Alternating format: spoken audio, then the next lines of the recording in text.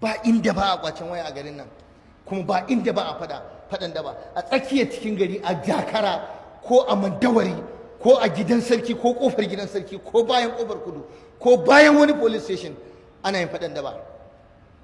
Ina hukumar, ina gwamnatin?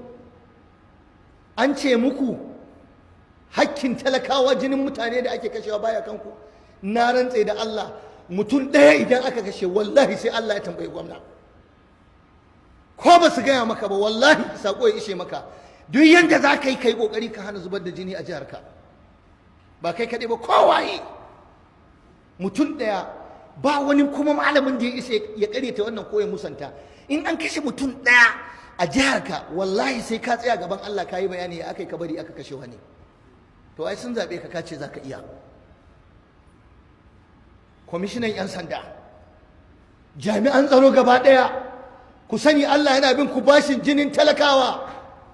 Yanzu yau a garin nan duk wanda zai fita larurar asuba ya je asibiti ya kama layi, matarka ta fita ta je ta kama layi a Murtala don ta sai kati a Aminu Kano, ko ta je asibitin Nasarawa, ko wani yana so zai tafiya zai je Na'ibawa, ko wani yana so ya tafiya zai je Kurna, ko wani yana so ya tafiya zai tafi wannan Katsina, ko zai je kaza. In dai za ka fita da a daidaita sauku kana cikin haɗari. Fashi ake da makami da asuba a garin nan, kuma wallahi mun gaya musu, wallahi kwamishinan 'yan sanda Allah saka mai da alkhairi, wannan kwamishinan yana kokari, mun kuma gaya masa, mun yi masa bayani, ni din nan na faɗa ya sani, wannan zancen ya isa gare shi, kuma shi ya ce a gaya masa. Me yasa za a zo ana fashi da asuba? Barayi kawai sai su hau a daidai sahu, su haɗa baki da direbobin a daidai sahu, ko su sai a daidai sahu. Da 'yan kuɗinka za ka je sarin dawa ko gero a murɗe ka, da 'yan kuɗinka za ka je asibiti a soke ka.